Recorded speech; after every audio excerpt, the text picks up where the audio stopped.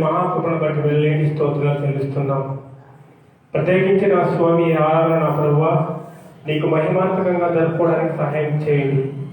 రావాల్సిన బిడ్డలు సకాలానికి రావడానికి కృపణ చూపించండి. దేవా, ఈ ఆరాధనలో నా స్వామి వాక్యం ద్వారా ప్రతి బిడ్డతోనూ మీరు మాట్లాడండి. దేవా, వచ్చే ప్రతి బిడ్డ నా స్వామి నిన్ను మహింపరిచే భాగ్యాన్ని దయచేయండి.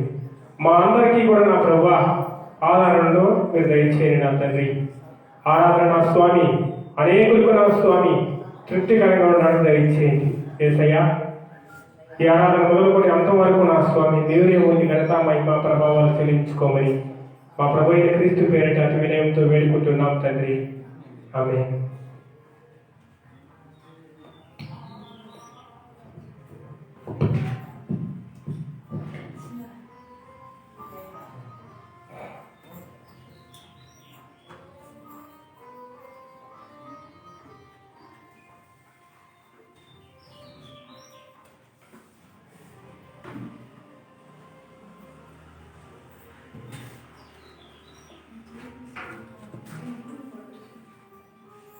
హల్లెలూయా. దేవునికి మహిమ కలుగులాగా చక్కటి పాటతో దేవుని నామాన్ని మహిమపడతాం. అత్యున్నత సింహాసనముపై ఆసీనుడా, దేవదూతలు ఆరాధించు పరిశుద్ధుడా, యేసయ్యా నా నిలువెల్ల నిండియున్నావు. నా మనసారని సన్నిధిలో సాగిలపడి నమస్కారము చేసేదా, సాగిలపడి నమస్కారము చేసేదా. నా మనసారని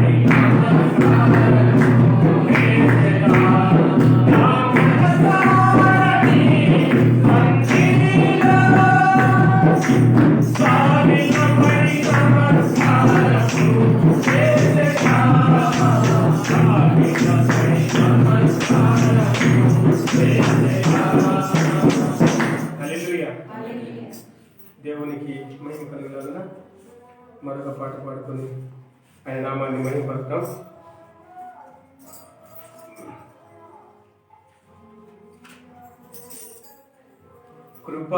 కృపాక్షేమము నీ శాశ్వత జీవము నా జీవిత కాలమంతయు నీవు దయచేయువాడవు. కృపాక్షేమము నీ శాశ్వత జీవము నా జీవిత కాలమంతయు నీవు దయచేయువాడవు.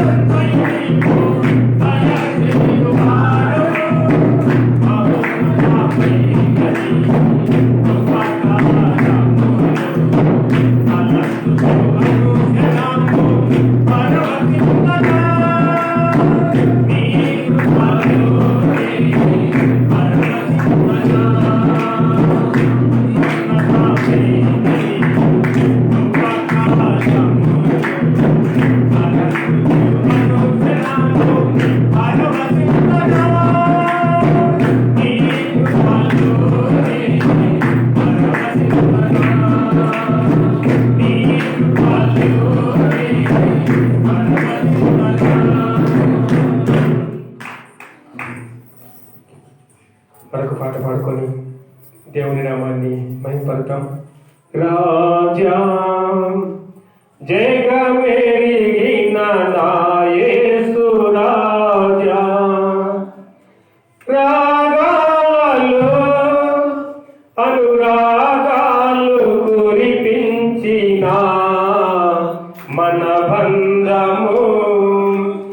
అనుబంధము మన బంధము అనుబంధము విడదీయగలరా ఎవరైనాను మరి ఏదైనాను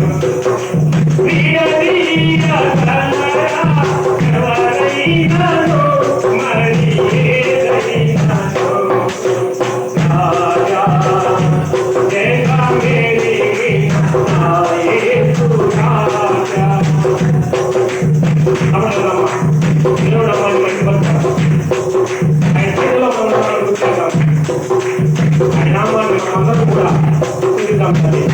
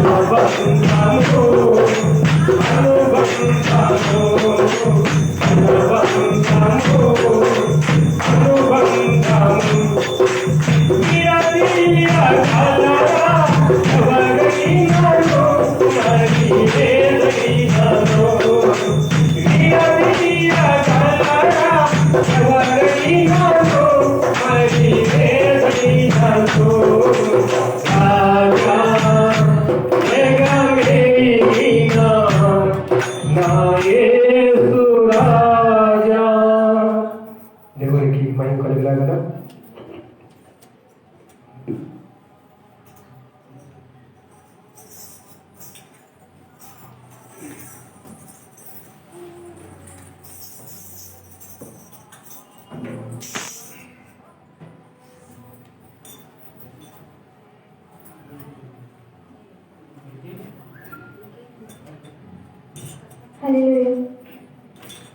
చిరకాల స్నేహితుడా నా హృదయాల సన్నిహితుడా చిరకాల స్నేహితుడా నా హృదయాల సన్నిహితుడా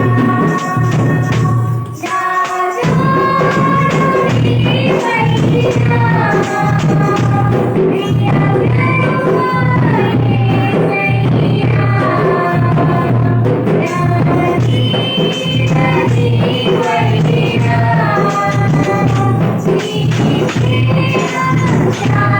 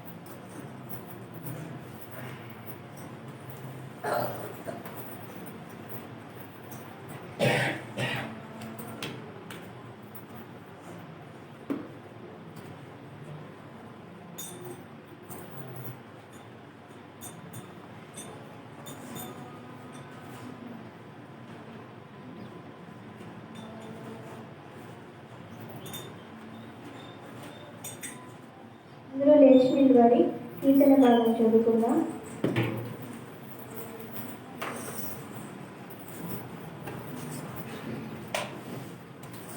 దావీదు రాసిన కీర్తనలు 4వ అధ్యాయము అందరం కలిసి ఉత్తర పద్ధతులతో చదువుకున్నాం.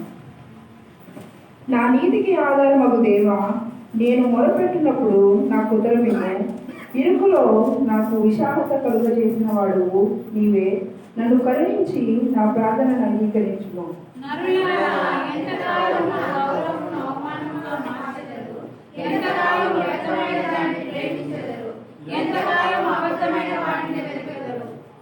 యెహోవా తన భక్తులను తనకు ఏర్పరచుకుంటున్నాడని తెలుసుకున్నది.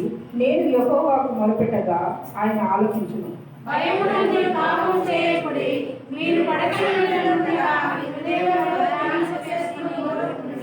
నీతి యుక్తమైన బలులు అర్పించుచు యెహోవాను నమ్ముకున్నది.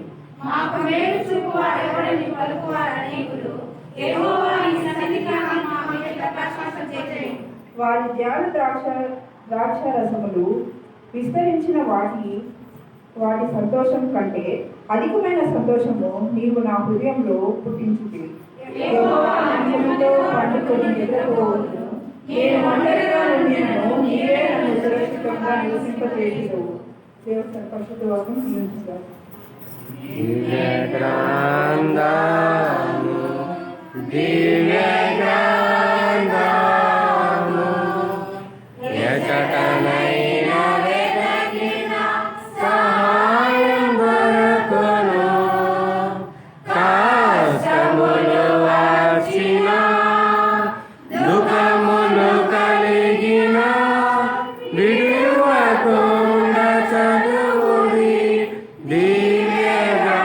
దివ్యగ్రంథము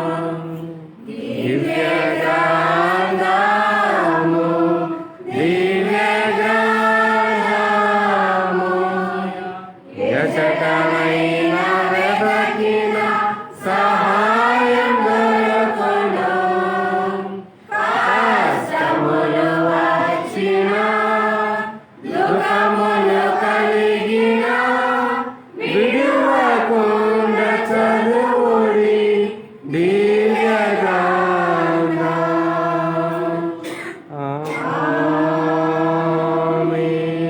ఆమేన్.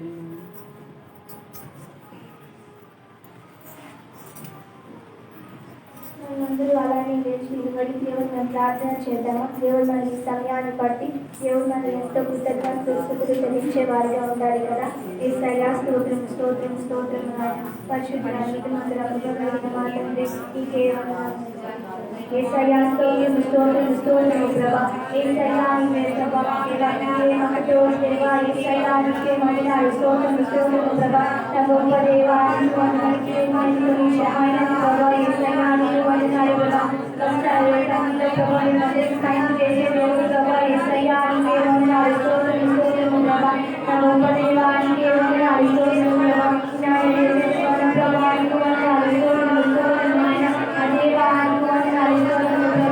యేసయ్యా స్తోత్రం స్తోత్రం స్తోత్రం ప్రభా. నా దేవా నీకు వందనాలు. స్తోత్రం స్తోత్రం ప్రభా.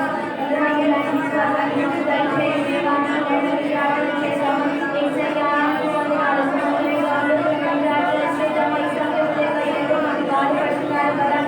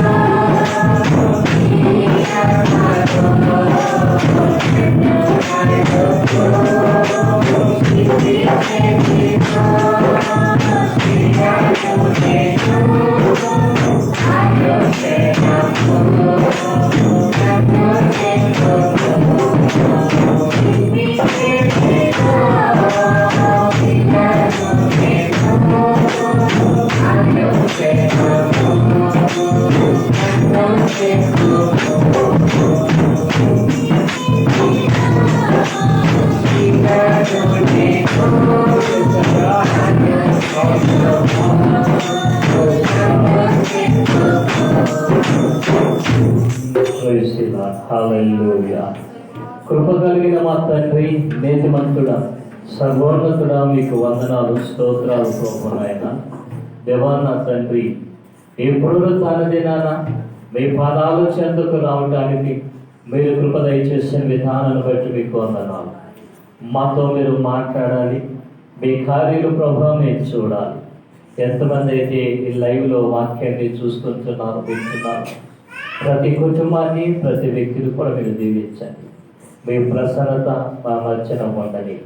యేసు నామమున ప్రార్థన చేసరికి వేడుకొనుచున్నాము తండ్రి, ఆమేన్. కూర్చున్నాం. ఇప్పుడు మన మధ్యన ఉన్న బిడ్డ శిరీష సాక్ష్యం చెప్తారు. దేవుడు ఆ బిడ్డకు చేసిన మేలును బట్టి మరి సాక్ష్యం చెప్తారు.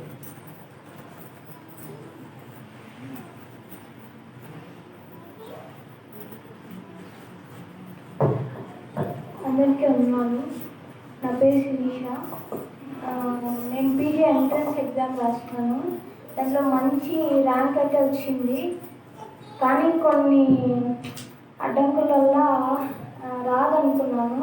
కానీ దేవుని కృప వల్ల వచ్చింది. తర్వాత జాయినింగ్కి హాస్టల్ ఫీజు జాయిన్ అవ్వమని నాకు మెసేజ్ వచ్చింది. జాయిన్ అవ్వడానికి వెళ్ళే ముందు నా దగ్గర అమౌంట్ ఏమీ లేదు. అర్లీ మార్నింగ్ లేచి దేవునికి ప్రేయర్ చేసినాను. నేను తండ్రి నీ చిత్తము ఇలా వచ్చింది, నా తండ్రి నువ్వే నడిపించాలని నేను ప్రేయర్ చేసుకున్నాను.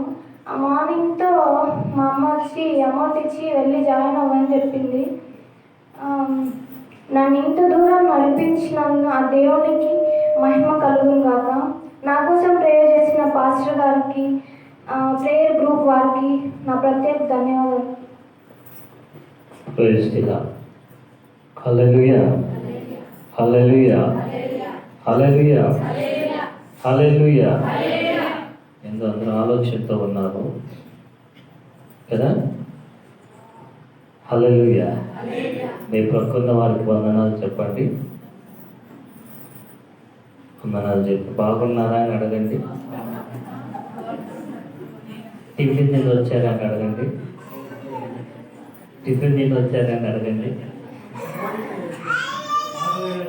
భోజనం అయిపోయింది కదా, భోజనం అయిపోయింది. మంచిది. ఎందుకంటే దేవుని సన్నిధిలో మనం ఎప్పుడు కూడా సంతోషంగా ఉత్సాహంగా మనం ఉండాలి. ఆశ్చర్యకరుడు అద్భుతకరుడైన యేసుక్రీస్తు ప్రభుల వారు ఆయన మనతో కూడా ఎప్పుడు ఉండి నడిపించేవాడు. ఆయన సదాకాలం మనకైనా తోడై ఉన్నాడు. దేవుడు నీకు తోడై ఉన్నాడు అన్న మాట చెప్పండి మీ ప్రకృతికి. చెప్పుదా సారీ పూర్తికి ఇట్లాంటే నువ్వు అపాం చెప్తే హల్లెలూయా, హల్లెలూయా. ఏమైందంటే మన కాళ్ళకు మనం నమస్కారం చేసుకున్నట్టు అయిపోతాం. అట్లా కాకుండా అంత కలిపేస్తే బాగుంటుంది, మిక్స్ చేసి పెట్టి కూర్చోబెడితే బాగుంటుంది నా ఆలోచన. చూద్దాం, వచ్చే వారం నుంచి కూడా ప్రయత్నాలు చేద్దాం. ఈరోజు నేను ప్రభువును బట్టి సంతోషంగా ఉన్నాను. హల్లెలూయా, హల్లెలూయా, హల్లెలూయా. ప్రభువును బట్టి ఎలా ఉన్నారు? ఉన్నారా? Praise the lord, praise the lord. ఎందుకంటే దేవుని వాక్యము మనలో పనిచేయాలి. మనం ఏదో చెంతతో మనం కూర్చొని ఏదో ఆలోచన చేస్తా. కొంతమంది నేను గమనిస్తూ ఉంటే ఆరాధనలో పాటలు పడేటప్పుడు ఖచ్చితంగా చప్పట్లు కొడతారు. ఖచ్చితంగా అంటే ఏ చూడు ఇంక కొడతా చూడినట్టుగా కొడతా ఉంటారు. ఖచ్చితంగా ఆరాధన చేస్తారు. లేదా బైబిల్ అంటారు హృదయపూర్వకముగా మనస్ఫూర్తిగా అని బైబిల్లో. నువ్వు ఆత్మతో దేవుణ్ణి ఆరాధిస్తూ ఉంటున్నప్పుడు నీ దగ్గర ఏ ఆలోచన ఉండదు. నువ్వు ఆత్మతో దేవుణ్ణి ఆరాధించేటప్పుడు ఆ మాటలు దేవుని ఆరాధనలో దేవుడు మన మధ్యకు ఆ ప్రభువు మనతో ఏం చేస్తాడంటే ఆయన మాట్లాడతాడట. హల్లెలూయా, హల్లెలూయా. అవునంటారా కాదంటారా? అవునంటారా? ఈరోజు నిజంగా ప్రభు ఆయన ఉదయకాలంలో నేను రాత్రి పనుకునేటప్పుడు ఏ వాక్యం చెప్పాలి ప్రభు అని ఆలోచన చేశాను. దేవుడిని అడిగా. అయితే అడుగుతూనే ఉండా నిద్రపోయినా. ఎందుకంటే బాగా అలసిపోయాను. నా డిస్క్ కూర్చోటానికి కూడా చాలా ఇబ్బంది అయిపోయాను. ఆ వీపు నొప్పి ఎక్కువైపోయాను. అయినా కూడా 2 మాటలు దేవుడిని అడిగా. ప్రభా ఏ మాటలు చెప్పాలా అని కూర్చోతే నిద్రపోయాను. సరే ఉదయం లేచిన తర్వాత కాస్త మళ్ళీ భయం వేసింది. మళ్ళీ ప్రభు ఆయన ఇచ్చిన మాటల్ని ఈరోజు మీతో పంచుకోవాలని ఆశపడుతూ ఉంటున్నాను. దేవుని మాటలు ఎప్పుడు కూడా వ్యర్థమైనవి కావు. అంతేకాకుండా మీరు చేసిన ప్రార్థన ఎప్పుడు కూడా వ్యర్థము అవుతుందా? అవుతుందా? ప్రార్థన వ్యర్థమైందా మీకు? కాలేదా? Hallelujah, hallelujah, hallelujah. Praise the lord. దేవునికి మంచిది. బిడ్డ శిరీష విషయంలో కూడా మరి ప్రార్థన చేశాము. ప్రతి విషయంలో ఆ కుటుంబము ప్రార్థనతోనే నడుస్తూ ఉంటాను. చిన్న సమస్య కానీ పెద్ద సమస్య కానీ, చిన్న బలహీనత కానీ పెద్ద బలహీనత కానీ, ఏదైనా సరే మరి మొట్టమొదటిగా ఫోన్ చేస్తాను. ఫోన్ చేసి ప్రార్థన చేయమంటారు. ప్రార్థన చేసిన తర్వాత వారి కుటుంబానికి దేవుడు ఎంతవరకు కూడా ఏ ఒక్కటి కూడా లోటు చేయలేదు. కానీ ఒక సమస్య వారికి అడ్డుగా ఉంటుంది. ఆ సమస్య ఏమంటే వారి యొక్క దాయాదు పోరేకపోవాలి. ఆ ఇంటి విషయంలో కొంచెం ముందు అది కట్టుకోవాలి. అది మాదేని వాళ్ళు ఉన్నారు. వాస్తవానికి అయితే వీరిదే అయితే ఆ సమస్యతో ఉన్నారు. మీకు అన్ని విషయంలో దేవుడు సహాయం చేసిన కదా ఎలీషా? అన్ని విషయంలో గట్టిగా వస్తారు. హల్లెలూయా. ఎందుకంటే దేవుడు చేసిన కార్యాలన్నీ మీ కుటుంబాల్లో కూడా దేవుడు అలాంటి కార్యాలన్నీ కూడా ఆయన చేస్తాడు, ఆయన నడిపిస్తాడు. అయితే ప్రభు దగ్గర మనం ఎప్పుడు కూడా యథార్థముగా నమ్మకంగా ఉండాలి. హల్లెలూయా. ఈరోజు ఉదయకాలం ఎంతమంది ప్రార్థన చేశారు? ఈరోజు ఉదయకాలం 1 2 3 4 ప్రార్థనగా కొంతమందికి ప్రార్థన చేయని వాడికి జీర్ణం కాదు. ఏది? ప్రార్థన చేయని వాడికి ఏం కాదు? జీర్ణం కాదు. ఏ జీర్ణం కాదు? సార్ కరెక్ట్గా చెప్తా ఉన్నాడు. హల్లెలూయా. ప్రార్థన చేయని వాడికి జీర్ణం కాదు. ఏదంటే వాక్యం అనమాట. అందుకే వాక్యం పనిచేయలేదు. బాగా ప్రార్థన చేయండి. లేవండి, ఉదయాన్నే లేవండి. ప్రభుని కొద్దిసేపు స్తుతించండి, ప్రార్థించండి. దేవుడు తన కృపను మనకు దయచేస్తాడు. హల్లెలూయా, హల్లెలూయా. వాక్యంలోకి మనం వెళుతున్నాం. జాగ్రత్తగా దేవుని మాటని మనం వినండి. మరి ఆది కాండములో నుంచి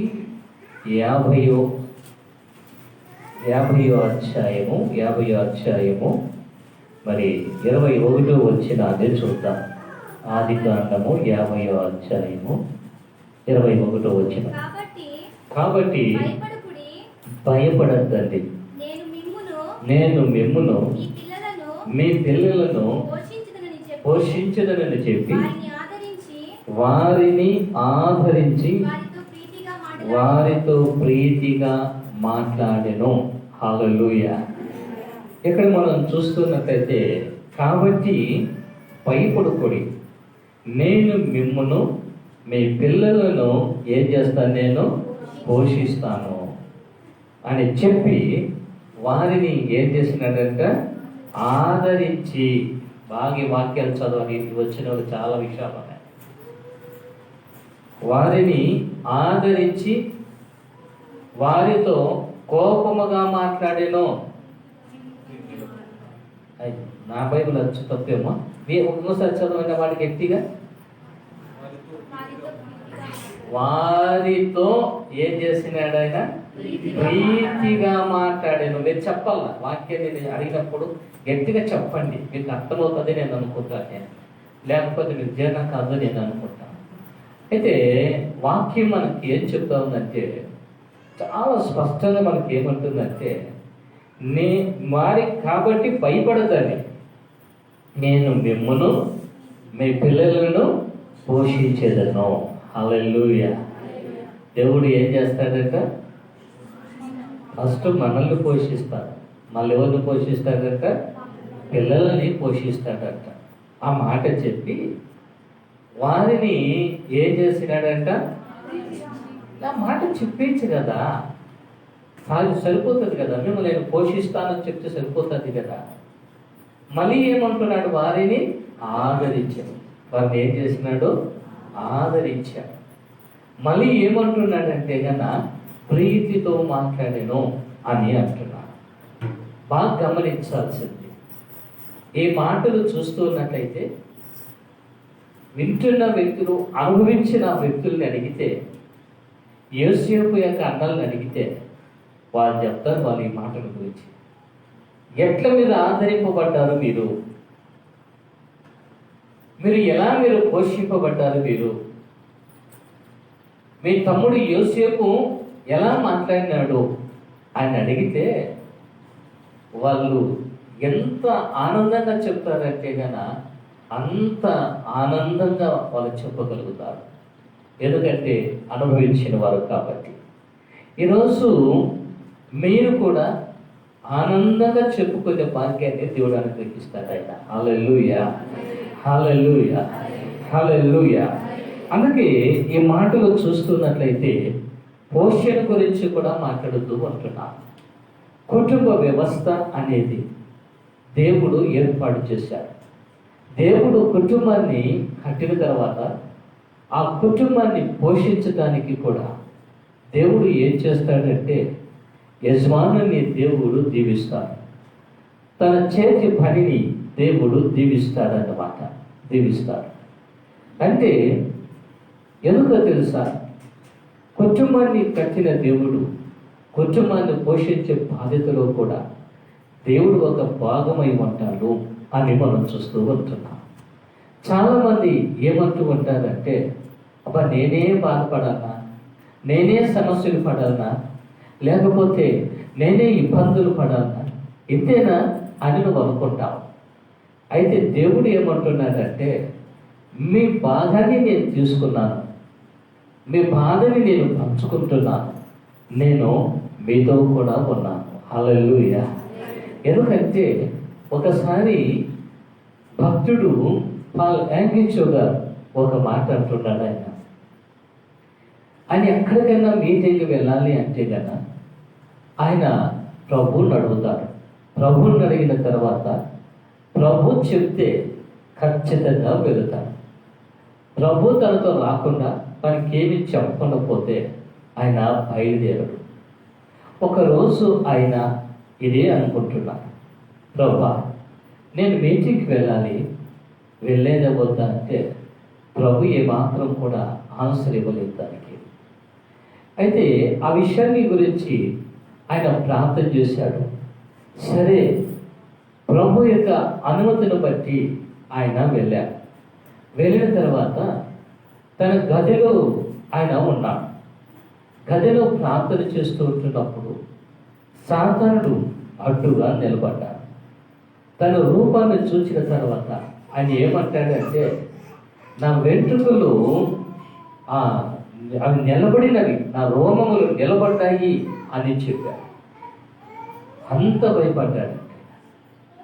కానీ వెంటనే దేవుని ఆత్మ తను బలపరిచిన తర్వాత ఆ సాతాన్ని ఎదిరించినప్పుడు ఆ సాతానుడు పారిపోయాడు. అప్పుడు దేవుని కృపను బట్టి ఆ స్థలంలో వాక్యానికి పరిచర్యకి వెళితే దేవుడు చాలా గొప్ప కార్యాన్ని జరిగిపోచేశాడు. ప్రియులారా, బాగా గమనించాల్సింది, ఒక్కొక్కసారి మన కుటుంబాలు కూడా చూస్తున్నట్లయితే ఎన్నో ఆటంకాలు వస్తూ ఉంటాయి, అభ్యంతరాలు వస్తూ ఉంటాయి. ఒక్కొక్కసారి మన దగ్గర అన్నీ కూడా కొన్ని అనుకూలంగా లేకుండా అయిపోతూ ఉంటాయి. ఇలాంటి వస్తూ ఉంటున్నప్పుడు మనం బాధపడుతూ ఉంటాం. మన వ్యక్తిగత జీవితానికి మన ఆలోచనలు కూడా చూస్తూ ఉన్నట్లయితే నిజంగా ఎన్నో ఆటంకాలు కలుగుతూ ఉంటాయి. ఇవన్నీ కలుగుతూ ఉంటున్నప్పుడు ఏం మాట్లాడాలి, ఏం చేయాలి అని నీవు నిస్సహాయమైన స్థితిలో ఉండిపోతావు. అయితే ఏ స్థితిలో ఉన్నప్పుడు యేసుక్రీస్తు ప్రభువు వారు, ఆ పరలోకపు తండ్రి, ఆయన ఏం చేస్తాడో తెలుసునా? నీ నిస్సహాయమైన స్థితిని గ్రహించి ఆయన నీ దగ్గరికి ఆయన వస్తాడు. ఆయన హల్లెలూయా, హల్లెలూయా. ఒకవేళ ఆ విధంగా నువ్వు ఏదైనా చెత్తపడుతున్నావేమో నాకు తెలియదు, కానీ లేకపోతే నాకు అన్ని ఆటంకాలే ఉన్నాయి, ఏది కూడా నేను సంతోషంగా నేను వెళ్ళలేకపోతూ ఉంటున్నాను, సంతోషంగా నేను ఏది కూడా నేను చేయలేకపోతూ ఉంటున్నాను, నా జీవితంలో ఎన్నో అభ్యంతరాలు జరుగుతూ ఉంటున్నాయి అని బాధపడ్డావేమో. కానీ ఈరోజు యేసయ్య చెప్తున్న మాట ఏమంటే, వాటన్నిటి నుంచి కూడా ప్రభు అయినా తొలగిస్తాను అని మాట్లాడుతూ ఉంటున్నాను. బాగా గమనించాల్సింది, ఆ మాటలు మనం చూస్తూ ఉన్నట్లయితే చాలా చక్కని మాటలు. ఇప్పుడు చూడండి, నేను ఒక మాట అంటాను, రేయ్ రాలేక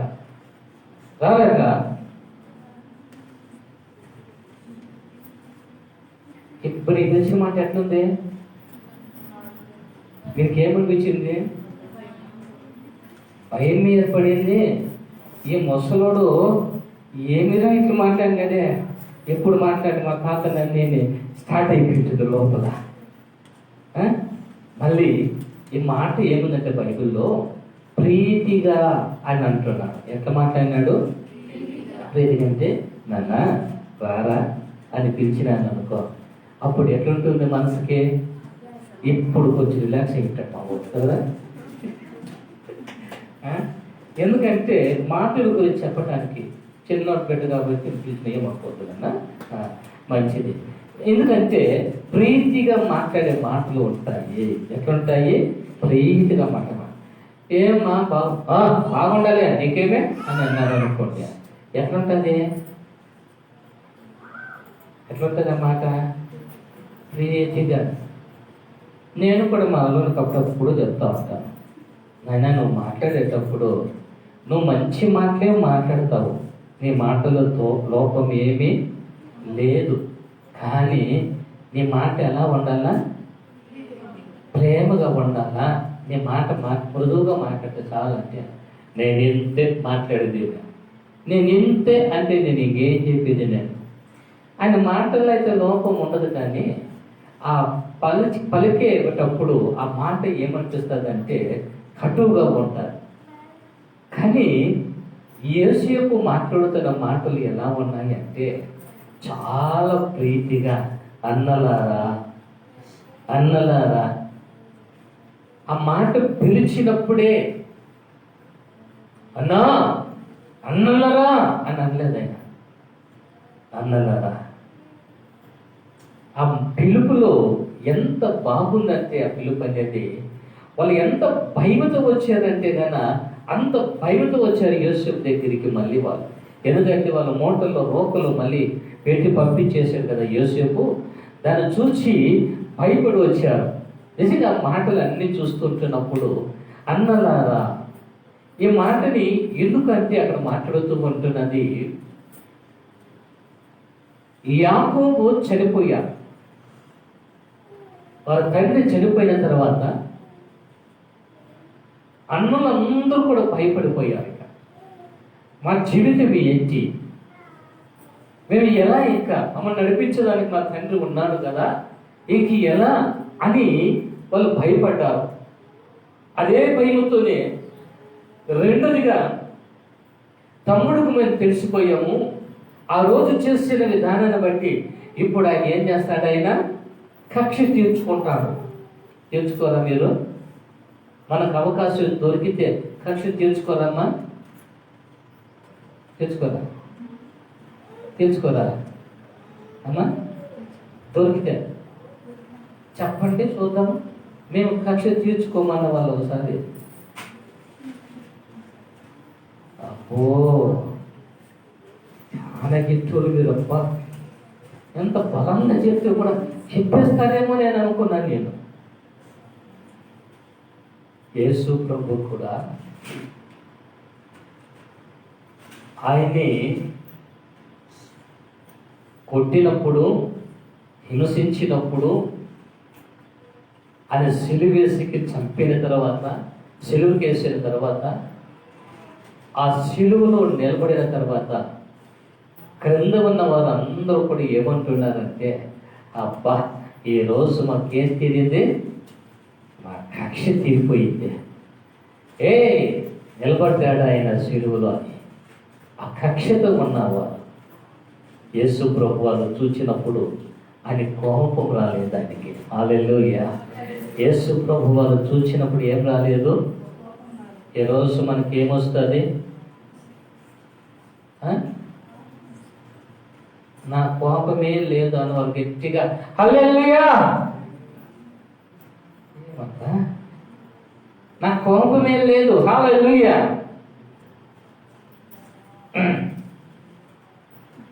సరే, కళ్ళు మూసుకొని ప్రార్థన చేసి పంపించేస్తాను. ఇక నేనేం చెప్పేది నేను అంటే, ఇంకా అంత కోపంగా ఉన్నారా? యేసు ప్రభు శిలువలో ఉండి ప్రజలు చూస్తే ప్రజల మొత్తాలు కోపంగా ఉన్నాయి. కక్ష సాధించుకున్నారు వాళ్ళు. వారైతే కోపంగా ఉన్నారు. యేసు ప్రభు వాళ్ళు చూచి ఏమంటున్నారు అంటే, తండ్రి వీరు ఏమి చేయుచున్నారో వీరు ఎరుగురు గనుక వీరిని క్షమించుము. నిజంగా ఈ వాక్యాన్ని నేను రోజుకొక్కసారైనా కానీ ఎందుకో దేవుడు నా మధ్యలో పెట్టేశాడు దాన్ని. నాకు కూడా కోపం ఉంది, కోపం లేదు నేను చెప్పలేదు. నాకు కూడా కోపం ఉంది. కానీ బైబిల్ ఏం చెప్తుందంటే, కోపపడండి కానీ ఏం చేయకూడదంట, పాపము చెయ్యొద్దండి అని అంటున్నాను. కోపము అనేది ఎంతవరకు ఉండాలంటమ్మా? గట్టిగా చెప్పుకో. సూర్యుడు ఎక్కడ అస్తమించేంత వరకు? తూర్పు నుండి పడమరకి వెళ్ళి అస్తమించేంత వరకే మన కోపము ఒకవేళ ఉంటే మళ్ళీ ఏం చేయాలా? ఎట్లా వదిలేస్తావు మన రోజు చెప్పు? వదిలేసేది ఎట్లా? అదే ఎట్లా నేను అడుగుతాను, నాకు అర్థం కాలేదు. వదిలేస్తానన్నావు ఎట్లా?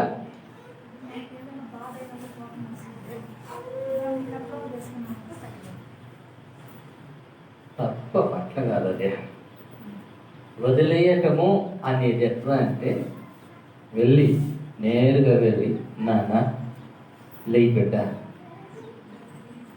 నేను తిట్టినా, నిన్ను కొట్టినా, బాధ పెట్టినా అయినా క్షమించు బిడ్డ.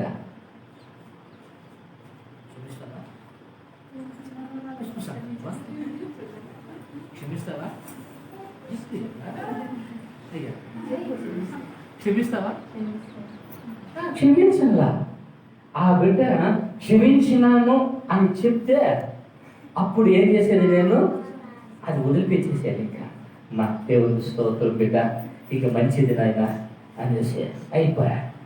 మనం ఏం చేస్తామంటే, ఒక్కొక్కసారి ప్రార్థన చేయటానికి కానీ, లేక గుడికి వచ్చేదానికి కానీ, బల్ల దగ్గరికి వచ్చేటప్పుడు కానీ అప్పుడు పట్టుకుని మనల్ని క్షమించమన్నా, తప్పు చేసినాడు మాకు క్షమించమ్మా, దేవా క్షమించలేనని ప్రార్థన చేస్తారు. బలలో పెట్టేస్తారు, ప్రార్థన చేసేస్తారు, అన్నీ చేసేస్తారు. మళ్ళీ ఆమె చెప్తే మళ్ళీ కాబట్టి సైతానా అది ఎట్లా వస్తుందో కోపం నాకు అర్థమే కదా. అప్పటికప్పుడే సైతతో ప్రశాంతంగా ప్రార్థన చేసుకుంటే నాకు ఎవరు ఎదురుపడింది? దయ్యం కనపడిందంట. దయ్యం ఎదురు అంటే మనిషి దయ్యమా? ఆ దయ్యం కనపడిందంటే వీళ్ళు ఏమి ఉండాలా? మనిషికి మనిషి కనపడతారు కదా, దయ్యానికి దయ్యమే కనపడతారు. ఇప్పుడు మీరు దయ్యాలో మనుషులు నాకు అర్థం కాదు. ఒకవేళ కోపం వస్తే క్షమించండి. దయ్యాలో మనుషులు నాకు అర్థం కాదు. కోపం వస్తుంది, నాకు చాలా కోపం. నాకెంత అంత కోపం కాదండి, అంత భయంకరమైన కోపం. ఎందుకు ప్రార్థన చేస్తా అంటే దేవుడు నాకు చూపించాడు, ప్రార్థన మాని పోయి ఒక సమాధాన పడిరా పోతా. బాబా నన్ను చాలా బాధ పెట్టినాడయ్యా, చాలా ఇబ్బంది పెట్టాడు, చాలా అవమానపరిచాడయ్యా, చాలా చోట్ల నా గురించి చెడ్డగా చెప్పుకున్నాడు. నాకు అతన్ని క్షమించడానికి మనసు రాదయ్యా, ప్రేమించడానికి మనసు నాకు రాదు ప్రభు అని దేవుడు చెప్పేసి ఇక ప్రార్థన చేయకుండా సైలెంట్గా ఉండిపోయాను. వారం ఉండిపోయినా మామూలుగా ఏదో అవుతుంది. మళ్ళీ దేవుడు అన్నాడు, నువ్వు క్షమించు మరొక వెళ్ళు అని అన్నాడు. ఇంకా ఈసారి కానీ లోపడకపోతే అది ఏదో చేస్తాడు భయం అయిపోయింది. నాకు నేరుగా పోతావు అంటే ప్రభా నేను ఎట్లా ప్రభు పోయేది, నువ్వు ఎందుకు నువ్వు పోతా ఉండు అన్నాడు. నేను పోతా ఉన్నా నా వ్యక్తి నా ఎదురుగా వచ్చిన హల్లెలూయా. ఇప్పుడు వచ్చినాడు చూడండి. అవునా, బండి కొంచెం స్పీడ్ పెట్టాలనుకుంటున్నాను నేను. లేదు, వచ్చినాడు చూడు. అయితే నేరుగా పోయి నేను ఆ వయసులో అయినా బాగున్నావా అని అడిగిన. అన్న ఇట్లా చూసినాడు. అన్న బాగున్నావా? పాప బాగుందా? పిల్లలు బాగున్నారా? అందరూ బాగున్నారా నాయన అని ఏమనుకున్నాను నాకు తెలియదు, కానీ మేమందరూ బాగున్నామన్నా అనేసి సర్వాన్ని పోతున్నాడు. సరే అయిపోయింది.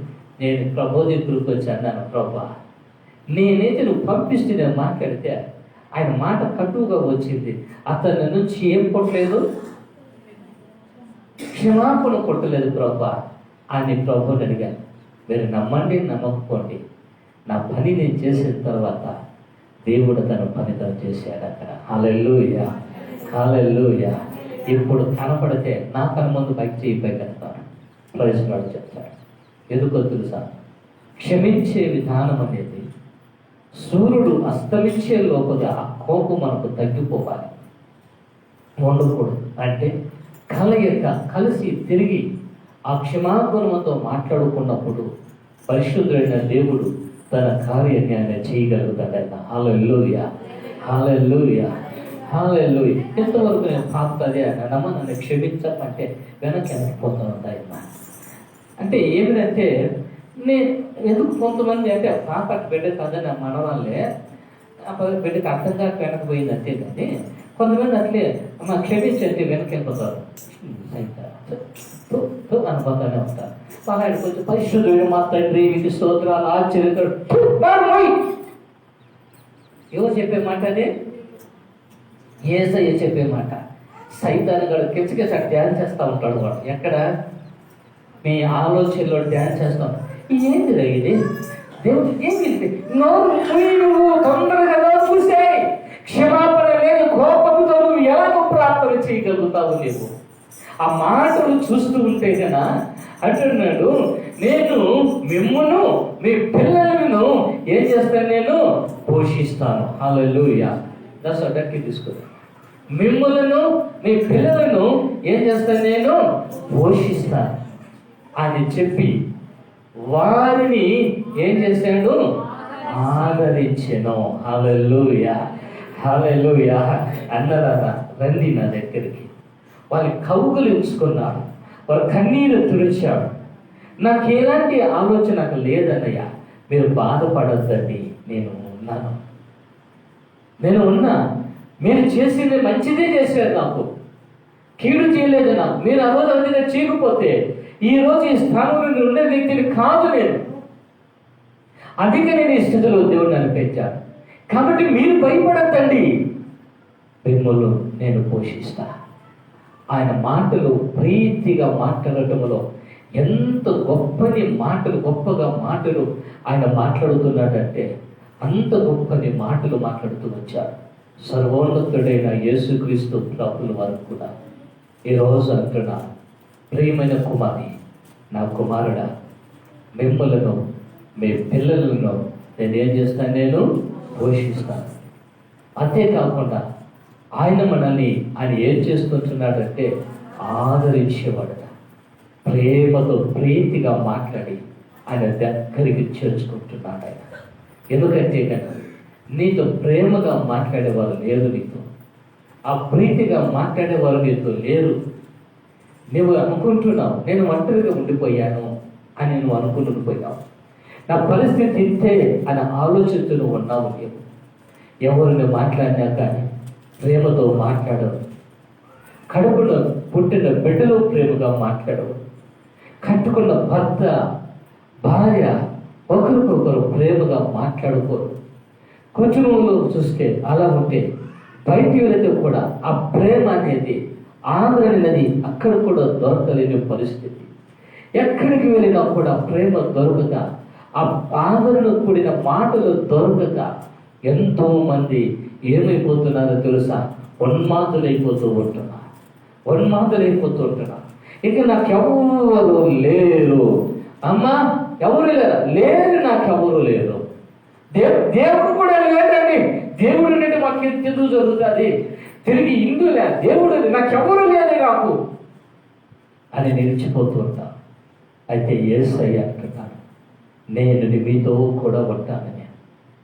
యేసుకు చిన్న వయసు నుంచి తిరిగి తను చక్రవర్తి అయ్యేంత వరకు కూడా ఎన్ని శ్రమలు అనుభవించాడైనా.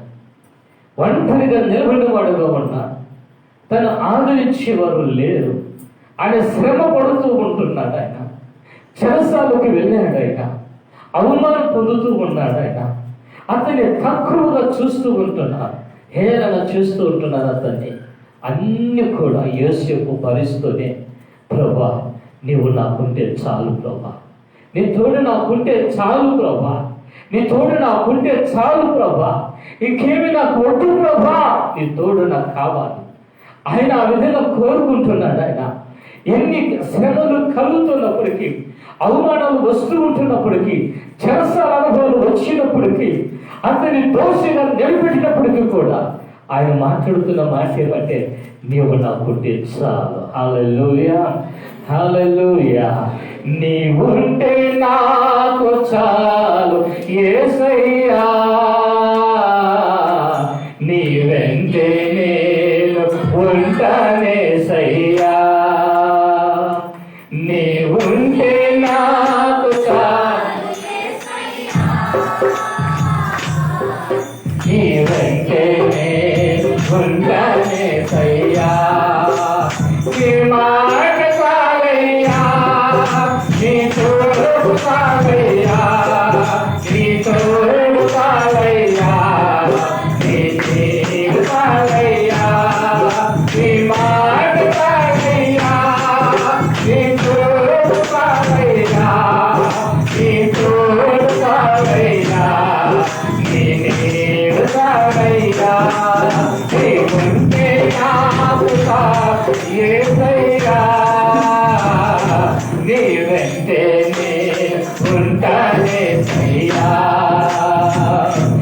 ఎన్ని బాధలు ఉన్ననో, ఏ బంధులైననో,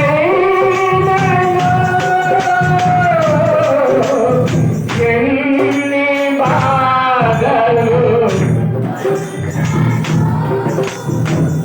ఈ బంధులైననో,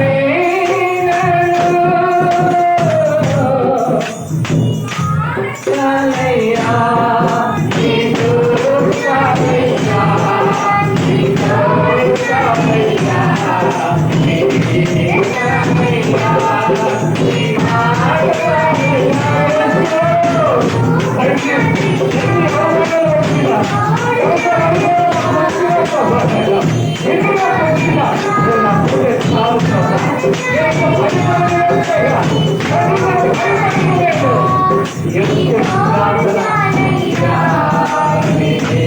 చాలయ్యా. ఎందుకో తెలుసా, ఇన్ని అతనికి కలుగుతూ ఉన్నప్పటికీ, ఎన్ని సమస్యలు తనకి ఎదురవుతూ ఉన్నప్పటికీ కూడా ఆయన ఏమనుకున్నాడంటే, నువ్వు నాకున్నావయ్యా, నువ్వు నాకుంటే చాలిక. అవమానాలు వచ్చిన, ఒంటరిగా ఉండి ఎన్ని విధాలుగా శోధింపబడుతున్నప్పటికీ కూడా దేవుని దగ్గర నిలబడి ఉన్నాడు ఆయన. ప్రియమైన బిడ్డ, భయపడదు, ఆయన నీతో ఉన్నాడాయన. ఆయన మృదువుగా మాట్లాడుతున్నాడు. ఆయన హల్లెలూయా, మృదువుగా మాట్లాడుతుంటున్నాడు ఆయన. ఎందుకంటే తండ్రి, మీరు ఏమి చేస్తున్నారో వీరు ఎరుగరు కనుక వీరిని క్షమించు. ఆ మాటలో సగములు చనిపోయినట్టు అయిపోయారు. మేము ఇన్ని చేసినా కూడా ఆయన ఆ మాట చెప్తున్నాడే. చూడండి, ఎందుకంటే కదా ఆ మాటలు, మృదువైన మాటలు ప్రతి వ్యక్తిని కూడా బలపరుస్తాయి, ఆదరిస్తాయి. నా యేసయ్య ప్రతి వ్యక్తిని కూడా ఆయన ఏం చేసేవాడంటే ఆదరించే దేవుడు ఆయన. హల్లెలూయా, హల్లెలూయా. మా బాబా ప్రతి వ్యక్తిని కూడా ఆయన ఆదరించే దేవుడు ఆయన. అందుకని కాబట్టి భయపడకుడి, నేను మిమ్మును మీ పిల్లలను పోషించదను అని చెప్పి వారిని ఆదరించి ఒక్కొక్కసారి మన పరిస్థితి శూన్యంగానే కనపడతాయి. ఏమీ లేని పరిస్థితి అయిపోతూ ఉంటారు. ఆ స్థితిలో మనం ఏం చెయ్యాలి? ఆ స్థితిలో మనం ఏం చెయ్యాలి? ఏమీ లేని స్థితిలో నిజమేనండి. ఈరోజు ఒక చిన్న మాట చెప్పాలని ఆశపడుతున్నాను. నేను దేవుని కృపను బట్టి దేవుడు నాకు అనుగ్రహించాడని కూడా ఆడిస్తూ ఉన్నాడు కూడా. అయితే ఈ నెలలో కొంచెం నేను పరీక్షలో నిలబడాల్సి వచ్చింది. నేను మరి ఇంటి బాడు కట్టడానికి, అద్దె కట్టడానికి లేక ఇక వాళ్ళ ఇంటికి అస్తమానం వచ్చి మాట్లాడుతూ ఉంటే నాకు బాధేసి, ఏం సార్ మీరు అన్నట్టుగా మాట్లాడేశారు. ఇంకేమీ చెప్పాలి, సైలెంట్గా కళ్ళు మూసుకున్నా, సైలెంట్గా కూర్చున్నా, బైబిల్ ఎత్తుకొని 2 మాటలు చదువుకున్నా. ప్రభా మీరే పిల్లరా, నాకు ఫోన్ వచ్చింది, మీరు మా దగ్గరికి రావాలి, మా సంఘానికి మీరు రావాలి, మీరు వచ్చి పెళ్లి చేయాలి మా బిడ్డకి. ఆ మాట చెప్పినప్పుడు నాకు ఒక విధమైన లోపల ఏదో దుఃఖము ఒక పక్క, ఆనందం ఒక పక్క నాకు. కానీ అట్లే వెళ్ళాను నేను పరిస్థితుల్లోనే. ఇంకొకటి ఏమంటే, ఈ వారు ఇంకా నా శరీరం కృంగిపోయారు. ఆత్మీయంగా కాదు, శరీరం కృంగిపోయారు. కూర్చోలేక, నిలబడలేక, పడుకోలేక ఏడుస్తూ ఉన్నా. అట్లే ఆ స్థితిలోనే మళ్ళీ నేను వెళ్ళాను అక్కడికి. ఆ వెళ్ళిన తర్వాత దేవుడు నా అవసరతని ఎరిగిన దేవుడు. ఆయన నా అవసరతను అడిగిన దేవుడు. ఎంత దానికి అవసరమో ఆ ఇంటి అది వాళ్ళకి ఎంత ఇవ్వాలో అంతే ప్రభు నాకు ఇచ్చారు. హల్లెలూయా, హల్లెలూయా. ఎందుకంటే నేను మిమ్మల్ని, మీ పిల్లల్ని ఏం చేస్తాను, నేను పోషిస్తానని చెప్పిన దేవుడు ఆయన.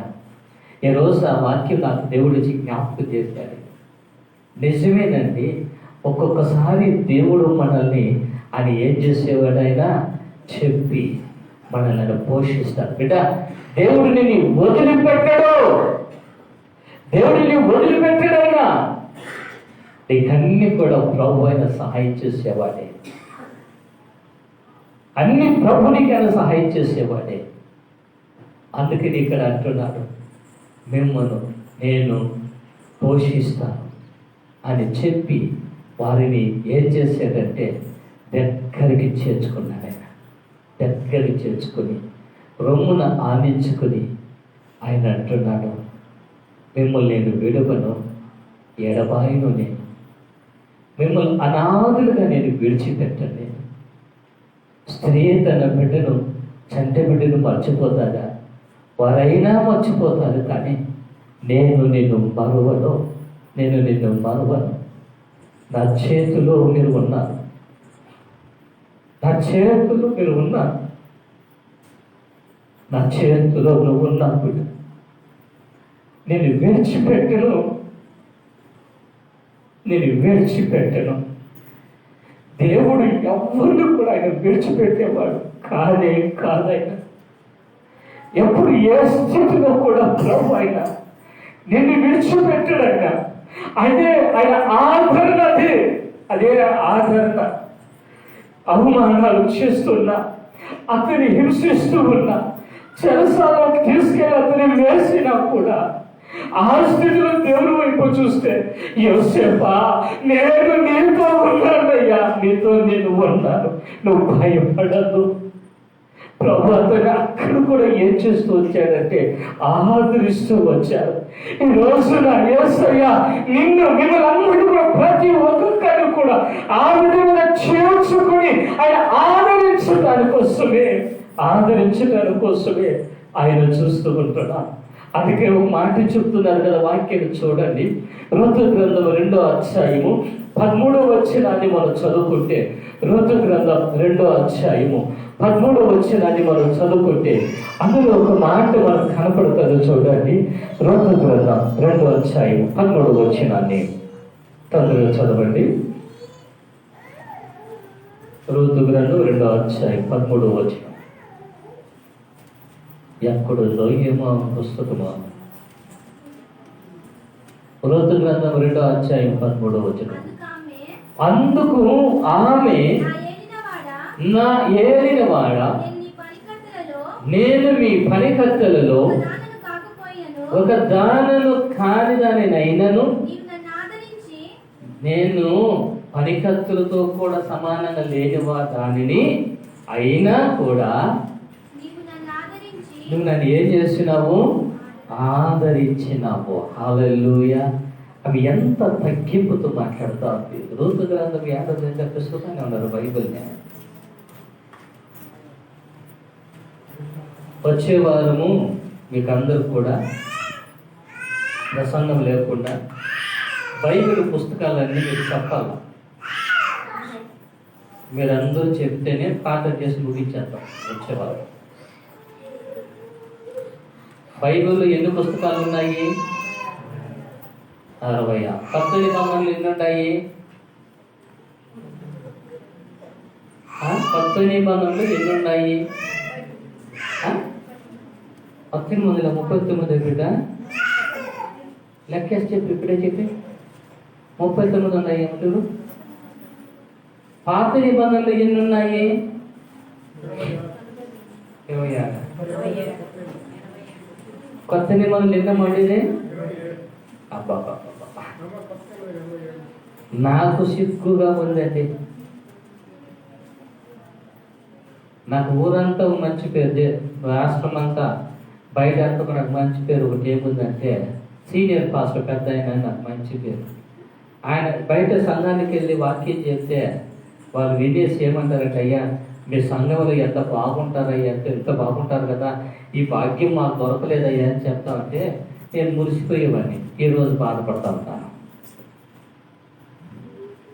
కొత్త నిబంధనలు ఎన్ని పుస్తకాలు ఉండేది?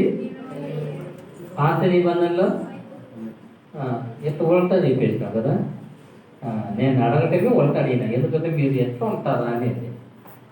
కాబట్టి బైబిల్ని చాలా జాగ్రత్తగా గ్రహించాలి. ఎందుకంటే కదా ఈ రూతు గ్రంథంలో మనం చూస్తున్నట్టయితే, నేను ఈ దాసులతో వారితో కూడా సమానంగా లేకపోయినప్పటికీ నన్ను నువ్వు ఏం చేసినావు? ఆదరించినావు. హల్లెలూయా. నన్ను నువ్వు ఏం చేసినావు? ఆదరించినావు. హల్లెలూయా, హల్లెలూయా, హల్లెలూయా. నేను ఫేస్బుక్ ఆన్ చేస్తే అడుక్కుండా ముసలాయన ఆయన్ని ప్రశ్నించినాడు ఒక ఆయన, బైబిల్లో పుస్తకాలు నీకు తెలుసా అని. ఓ నాకు చదువుతున్నావు అంటే, నాకు అక్షరం ముక్క రాదండి అన్నా. బైబిల్లో పుస్తకాలు తెలుసా నీకు అంటే, తెలుసు అయ్యా నాకు. నేను చూస్తూనే ఉన్నాను. నేను ఏమనుకున్నానంటే ఆడవాడు చెప్పేస్తాడేమో అనుకున్నా. ఆది కాండము నుంచి ప్రకటన గ్రంథం వరకు బుర్ర వాయించుకుంటే చెప్పేసినాడు ఆపకుండా. చదువులే సాములే మనం చదివినాం. ఎందుకు?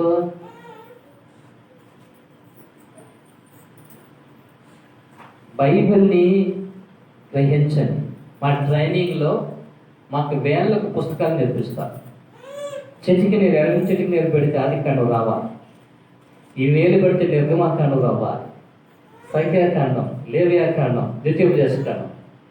ఇలా పెడితే ప్రకటన గ్రంథం, యూదా పుస్తకం, 3వ యోహాను రాసిన పత్రిక, 2వ యోహాను రాసిన పత్రిక, 1వ యోహాను రాసిన పత్రిక, ఇలా పెడితే ప్రతి విధంగా మాకు అన్ని కూడా వేలకు ట్రైనింగ్ ఇచ్చారు బైబిల్ మాకు.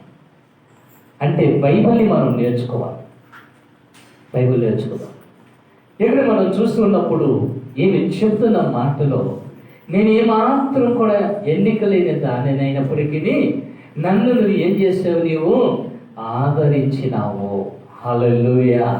నేను ఎన్నిక లేను ప్రభా, అయితే నన్ను నువ్వు ఏం చేసినావు?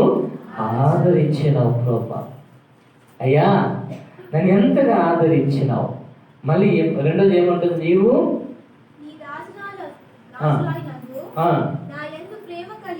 నా యందు నీకేం కలిగింది? ప్రేమ కలిగి మాట్లాడితేవి కనుక నా ఎడల నీకు కటాక్షము కలగనిమ్ము. బాగా గమనించండి. పని చేసే వాళ్ళంటే కొంచెం ప్రేమ ఉండొచ్చు మనకి, ఎందుకంటే పని చేస్తూ ఉంటారని. ఏం పని చేయటానికి రాలే, అది ఎన్నిక లేదు కదేమే. ఆమె పరిగెరుకుంటూ ఉంటే ఆమె పట్ల ఆయన వెళ్ళి చూసి ఆదరించిన విధానాన్ని చెప్తున్నది ఆమె. రెండోది ఏమంటే, ఎన్నిక లేని నన్ను నువ్వు ఏం చేసినావు, నీవు ప్రేమించినావు. హల్లెలూయా. నన్ను నువ్వేం చేసావు, నీవు ప్రేమించినావు, నీ కటాక్షం నా మీద కలగని ఇంకా. ఎంత మంచి మాట చూడండి. అంటే దేవుడు ఈరోజు ప్రతి వ్యక్తిని కూడా ఆయన ఏం చేస్తాడంటే, ఆయన ప్రతి వ్యక్తిని ఏం చేస్తాడు ఆయన, ఎన్నిక లేని వారిని కూడా ప్రేమిస్తాడు, ఆదరిస్తాడు, పోషిస్తాడు, కటాక్షము చూపెడతాడు. హల్లెలూయా. ఎంత చూడండి. నిజంగా ఈ అక్షరాలు మీరు చదవడానికి సింపుల్గా ఉండొచ్చేమో, కానీ దీన్ని అనుభవిస్తే మీకు తెలుస్తుందండి. ఎన్నిక లేని వారుగా మన ఇంట్లో పనిచేసే వారికి సోఫా సీట్లో కూర్చోబెడతామా? మనం తినే కంచాల్లో వాళ్ళకి భోజనం పెడతామా? పెట్టాం మనం వాళ్ళకి బయటే, వాళ్ళ కింద కూర్చోవాలి. మరి మన తినే కంచాల్లో వాళ్ళకి భోజనాలు పెట్టాం మనం, ఎందుకంటే వాళ్ళు ఎవరు, వాళ్ళు పనివారు అని. పనివారిని కూడా మనం ఎట్లా మాట్లాడతామంటే ఒక్కోసారి నీచంగా మనం మాట్లాడుతూ ఉంటాం. కానీ ఈయన అలా మాట్లాడటం లేదు. పనివారి కంటే తక్కువ స్థితిలో ఉన్న ఆమెని ఏం చేశాడంటే ఆదరించాడు. హల్లెలూయా.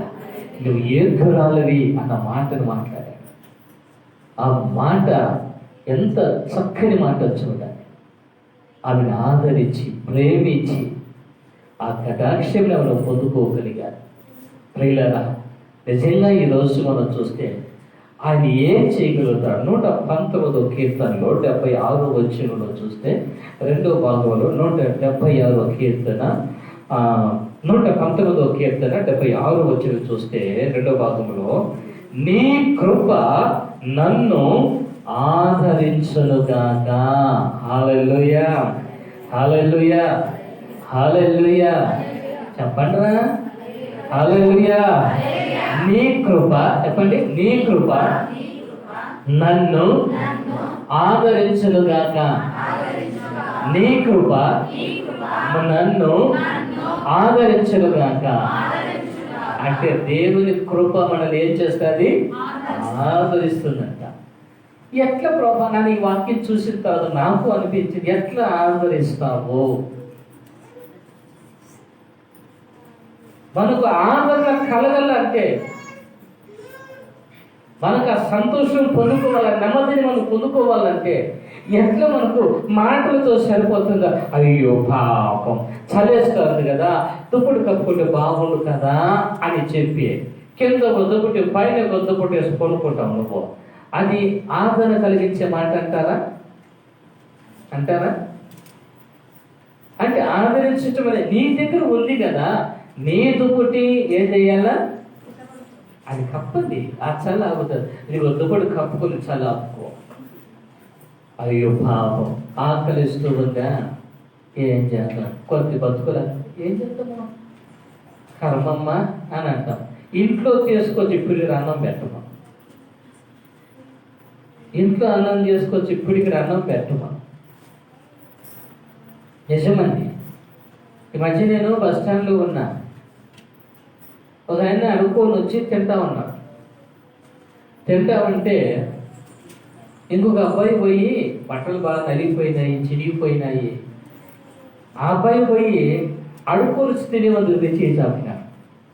చేయి చాపితే, రే కూర్చోరా, నేను కూడా అడుక్కొని వచ్చింది కదా అని చెప్పి వాడికి అన్నం పెట్టి ఆ ఇద్దరు కలిసి తింటామంటే నాకు బస్సు వెళ్ళిపోయి వాళ్ళని చూసుకుంటూ ఉండిపోయినట్టే. నిజమండి. ఈరోజు ఏమిటంటే, మన ఇంట్లో అన్నము పాసిపోయి కొడితే కన్నా వేస్తాము, కానీ దాన్ని బయటన్నా పారేస్తామేమో, కానీ ఆకలి కలిగిన వారికి అన్నము పెట్టము, అన్నం మనము పెట్టము. కానీ ఈయన చూస్తే నీ కృప నన్ను ఆదరించునుగాక అని అన్నాడు. ఎట్లా ఉంటుంది అనేది ఒకసారి ఇప్పుడు ఆ వాక్యం చెప్పి ముగించాలని కొన్ని అన్ని జంప్ అయిపోయి వచ్చేసాయని వాక్యాలు కొన్ని. మరి ఇప్పుడు ఈ వాక్యాన్ని చూసుకుని ముగించుకుందాం మనం. యెషయా గ్రంథంలో నుండి 51వ అధ్యాయము 3వ వచనాన్ని చూద్దాం. యెషయా గ్రంథము 53వ అధ్యాయం 51వ అధ్యాయం 3వ వచనం. యెషయా గ్రంథము 51:3. యెహోవా సియోనును ఆదరించుచున్నాడు. చిన్నగా చదవలేను కానీ ఈ వాక్యాన్ని. యెహోవా సియోనును ఏం చేస్తున్నాడు? ఆదరించుచున్నాడు. దాని పాడైన స్థలములన్నిటినీ ఆదరించి. ఎక్కడ మనం చూస్తే చాలా చక్కగా ఈ యెషయా గ్రంథంలో మాటలు చూస్తుంటే మిమ్మును ఇక్కడ చూస్తే దాని పాడైన స్థలములను, ఏ స్థలం అయితే పాడై ఉందో, హల్లెలూయా హల్లెలూయా, పాడైన దానిని ఆయన బాగు చేసాను అని ఉందేమో అక్కడ. ఏముంది నాన్న? చాలా డిఫికల్ట్గా కనపడుతుంది ఈ వాక్యం నాకు. పాడైన స్థలములన్నిటిని బాగు చేసాను అని ఉండాల్సింది పాడైన స్థలములన్నిటినీ అని ఏం చేస్తున్నాడంటే ఆయన? హల్లెలూయా. సియోనును ఆదరించి ఉన్నాడు. దాని పాడైన స్థలములన్నిటినీ కూడా ఆదరించెను అని మాట్లాడుతూ ఉంటున్నారు. ప్రియులారా, బాగా గమనించాల్సింది, ఏదైనా ఒక వస్తువు పాడైపోతే దాన్ని తిరిగి మనం బాగు చేసుకోవచ్చు. కానీ పాడైపోయిన కొన్ని మన దగ్గర ఉన్నాయని. ఏది అంటే మనసు పాడైపోతుంది, హృదయం పాడైపోతుంది. ఇవన్నీ కూడా ఏమైపోతున్నాయి అంటే ఇవి పాడైపోతున్నాయి. ఇవి పాడైపోయి ఏం చేస్తున్నాయి అంటే కనుక నిలబడలేని పరిస్థితి. ఎప్పుడు నీ మనసు పాడైపోతుందో, ఎప్పుడు నీ మనసు అనేది అది ఆ స్థలం పాడైపోతుందో, ఎప్పుడు నీ హృదయం పాడైపోతుందో, అది పాడైపోయిన స్థలంలో ప్రేమ ఉండదు, అక్కడ సహనము ఉండదు, అక్కడ ఆదరణ ఉండదు. అక్కడ ఆ యొక్క జీవితం ఎలా ఉంటుందంటే ఒక విధంగా కఠినంగానూ ఉంటుంది. ఎగువ విధంగా చూస్తున్నట్లయితే కృంగిపోయిన స్థితిగా నేను కనపడుతూ ఉంటాను. మనసు పాడైపోయి, హృదయం పాడైపోయి, మళ్ళీ ఏమంటే చూసినా నా ఆలోచనలన్నీ కూడా పాడైపోయినాయి అని మాట్లాడుతూ ఉంటారు. అంటే పూర్తిగా ఇవన్నీ పాడైపోయాయి. ఎప్పుడు అవన్నీ పాడైపోయేదో అప్పుడు ఏమవుతుందంటే గన తిరిగి దేవుడు ఆ మాటకి ఏమంటున్నాడంటే, నేను మిమ్మల్ని ఆదరిస్తాను. హల్లెలూయా. పాడైన స్థలం అంటే నీ హృదయం పాడైపోయిన దానిని, నీ మనస్సు పాడైపోయిన దానిని, నీ ఆలోచన పాడైపోయిన దానిని దేవుడిని ఏం చేస్తాడంటే ఆదరించేవాడు ఆయన. హల్లెలూయా హల్లెలూయా. ఏ విషయంలో పాడైపోయావో, ఏ విషయంలో అన్ని పాడైపోయిన జీవిస్తూ ఉంటున్నావో, ఏ విషయంలో నువ్వు హృదయం పాడైపోయి కూర్చున్నావో, అయితే నా యేసు క్రీస్తు ప్రభువు వారు ఈ రోజు అని ఏమంటున్నాడో తెలుసా? నేను బాగు చేస్తాను, నేను రా, మిమ్మల్ని నేను ఆదరిస్తాను, నీ గాయాన్ని కడతాను, నేను తిరిగి ఆ గాయం లేకుండా, ఆ గాయం కనపడకుండా మిమ్మల్ని నేను చేస్తాను. ఎందుకో తెలుసా? దేవుని కృప, దేవుని కృప అనేది మీకు మనకు అందరికీ అనుగ్రహించడము, దేవుని కృప మనల్ని ఆదరించడం కాకంటే ఆ కృప అనేది పాడైపోయిన మన జీవితాలను, పాడైపోయిన మన హృదయాన్ని, పాడైపోయిన మన ఆలోచనని, మన మనసుని యేసుక్రీస్తు ప్రభువు అపారమైన ప్రేమతో ఆయన బాగు చేసేవాడట. హల్లెలూయా. ఆ ప్రేమను చూపెట్టేవాడట. ప్రియమైన బిడ్డ, నువ్వు కృంగిపోవద్దిక. నీ హృదయం పాడైపోయిందేమో, నీ మనసు పాడైపోయిందేమో, నీ ఆలోచన పాడైపోయినాయేమో, వ్యూహని కఠిన చేసుకోవద్దు. నువ్వు కృంగిపోవద్దు. ఒక వ్యక్తి ఉన్నాడు, ఆయనే యేసు. ఆయన కృప నిన్ను ఆదరించునుగాక. హల్లెలూయా. అందుకని ఆ పాడైపోయిన స్థలములన్నిటినీ ఆదరించి దాని అరణ్య స్థలములను ఏదైనా వలె చేయించు ఉన్నాను. హల్లెలూయా. పాడైపోవటమే కాకుండా అరణ్యమైపోతావు. అరణ్యమైపోతావు. నిజమే. ఏది ఎక్కడ మనకు దొరకని పరిస్థితి, ఏది ఎక్కడ దొరకని పరిస్థితి, ఏమి చేయలేని పరిస్థితి, ఏమి మాట్లాడలేని పరిస్థితి. నిజమే అండి. అరణ్యము లాంటిది. అరణ్యములో కూర్చుని నువ్వు గట్టిగా కేకలేసిన, గట్టిగా నువ్వు ఏడ్చిన, ఆ ఏడుపుని వినేవాడు ఎవ్వరు కూడా లేరు. అయితే ఇక్కడ ఏమంటున్నాడంటే అరణ్యమును అరణ్య స్థలములను అని ఏం చేస్తానంటున్నాడు ఆయన? ఏదేను వలె చేస్తాను అంటున్నాడు ఆయన. హల్లెలూయా. హల్లెలూయా.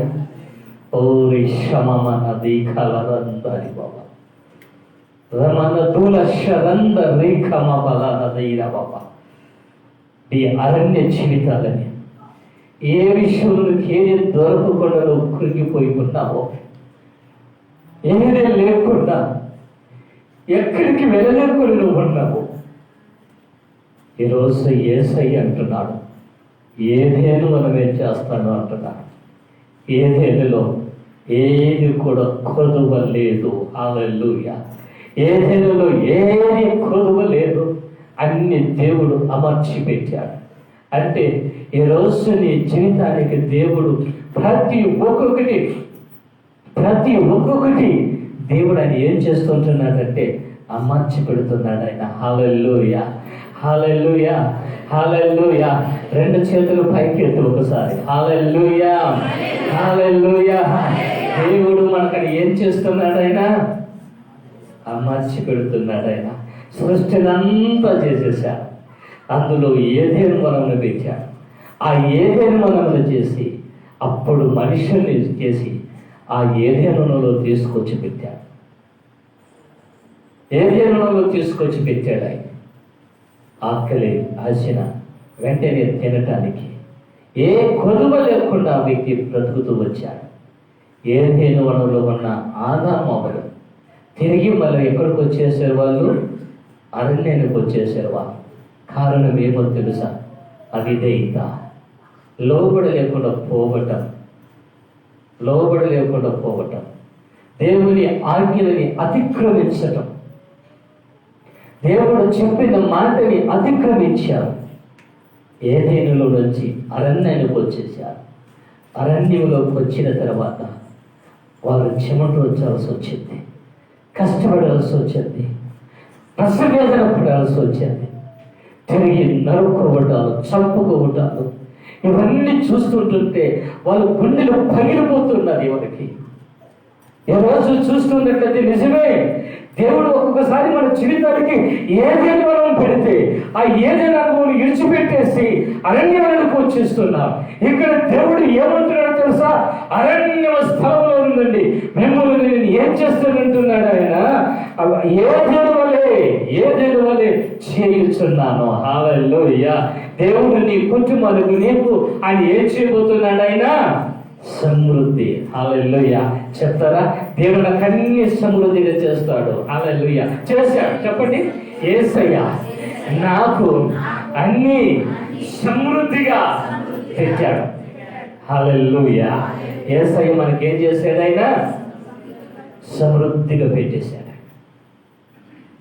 డౌట్ ఏమన్నా ఉందా? డౌట్ ఉందా మీకు? ఇంకా దేవుడు మనకు అన్నీ పెట్టాడు. ఆ విషయంలో డౌట్ లేదు. నిజమేనండి, నిజమే. ఈరోజు ఉదయం కూడా నీ మనసు బాగలే, నాకు ఆత్మకు బయలుపరుస్తుంది. పైకి మాట్లాడుతున్నావు, నవ్వుతున్నావు, కానీ అరణ్యం నీలో కనపడుతూ ఉంది. ఏది దొరకని పరిస్థితి, ఏది అనుకోలేని పరిస్థితి కనపడుతూ ఉంది. అయితే నా యేసయ్య ఈ ఆదివారం రోజున, ఈరోజు డేట్ ఎంత? 24వ తారీఖున ఈ సమయంలో దేవుడు ఏం చెప్పాడంటే నీకు ఆ మాటని, అరణ్య స్థలములను ఏదేనుగా నేను చేశాను. హల్లెలూయా, హల్లెలూయా. రాసి పెట్టుకోండి. ఇంకా మీకు అరణ్యం అనేది నాకు లేదు. అరణ్యం అనేది నాకు చెప్పరా? అరణ్యం అనేది నాకు, నేను చెప్పు బిడ్డ, అరణ్యం అనేది నాకు. నేను ఆలోచన చేస్తాను, చెప్తుందా? సంతోషంగా చెప్తారు అనుకుంటే మీ మొక్కలు పక్క మొక్కలు చూడండి ఎక్కడో గొప్ప మొక్క పెట్టుకొని ఏదో ఇంకా మాకు ఏమి లేదు, ఇంకేమి లేదు, ఇంకేమి లేదు. ఏం పెట్టాడు? ఏదోను కాదు, ఏదేను.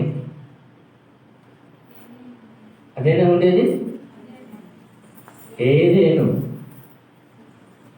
ఆ వనమలాగా దేవుడు మడవ చేస్తున్నాడు ఆయన. హల్లెలూయా, హల్లెలూయా.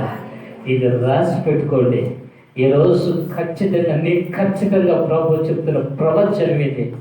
ఈ మాట మీ జీవితంలో జరుగునుగాక, జరుగునుగాక. నా జీవితంలో జరుగునుగాక, నా జీవితంలో జరుగునుగాక. ఏది చెప్పాలి కదా, అమేగా చెప్పాల్సింది. నా జీవితంలో జరుగునుగాక. ఏదేను అనుభవం. హల్లెలూయా, హల్లెలూయా. ఇంకా మనకేమి లేదు, బైబిలే ఇంకా అంతేంటారు కాదంటారా? ఏదో చిన్న ఏదో ఒక మూడిగా ఉన్నారు ఇక్కడ. మనకి ఏం లేదు, ఇంకా భయమే లేదు. ఇంకా ఎందుకు మన దగ్గర ఏం లేదు? అరణ్యం లేదు. కాబట్టి దేవుడు ఏం పెట్టేశాడు? భయము లేదు, దిగులు లేదు జీవిత యాత్రలో. యేసు ప్రభువు మనతో నుండ భయము లేదుగా. యేసు ప్రభువు మనతో నుండ భయము లేదుగా. భయము లేదు, దిగులు లేదు జీవిత యాత్రలో. యేసు ప్రభువు మనతో నుండ భయము లేదుగా. అంతే కదా? ఎందుకంటే అరణ్యం నుంచి దేవుడు ఎక్కడ తీసుకెళ్ళిపోయాడు? ఏదెనులో తీసుకెళ్ళాడు. చివరిగా ఇంకో మాట మనం చూస్తున్నట్లయితే, దాని ఎడారి భూములు యెహోవా తోట వలె ఏమన్నట్లు చేయుచున్నాడు. అంటే ఇంకా ఎడారి లేకుండా దేవుడు అన్నీ చేస్తాడంట. ఎంత మాట చూడండి. ఆనంద సంతోషములను, కృతజ్ఞత స్తుతియు, సంగీత గానమును దానిలో వినబడును. హల్లెలూయా. ఎక్కడ వినబడుతుంది? నీ అంతరంగంలో. ఏం వినబడుతుంది? కింద లైన్ చదివినాను కదా నేను. ఆనంద సంతోష కృతజ్ఞత స్తుతియు సంగీత గానము దానిలో ఏం చేస్తుంది? ఎక్కడి నుంచి వస్తుంది అక్కడ సంతోషము? ఎక్కడి నుంచమ్మా? దాన్ని కూడా చెప్పి ఆలోచన చేస్తానరే. లోపల నుంచి దేవుడు ఏం పుట్టిస్తాడంట నాన్న? సంతోషము, కృతజ్ఞత, స్తుతియు, ఆనందముతో లోపల నుండి దేవుడు పుట్టి. అది ఏం కార్యం చేస్తాడు నాకు తెలదు, కానీ దేవుడు మాత్రం ఖచ్చితంగా మాట చెప్పంటాను ఒక్కిస్తానే ఉన్నాడు. కానీ ఇంకా అంటే దేవుడు ఏదో పైకి అని చెప్పేసి వెళ్ళిపోయేది కాదంటే ఈరోజు ఆయన ఏమంటున్నాడు? ఆయన ఈరోజు నీ హృదయంలో నుండి ఏమి రావాలా? ఆనందమును, సంతోషమును, కృతజ్ఞత స్తుతియు. ఏమంట? సంగీతం. ఇప్పుడు పడతాం మనం, పాట ఎప్పుడు పడతాం మనము? అంటే ఇవన్నీ ఎక్కడి నుంచి వస్తాయంట?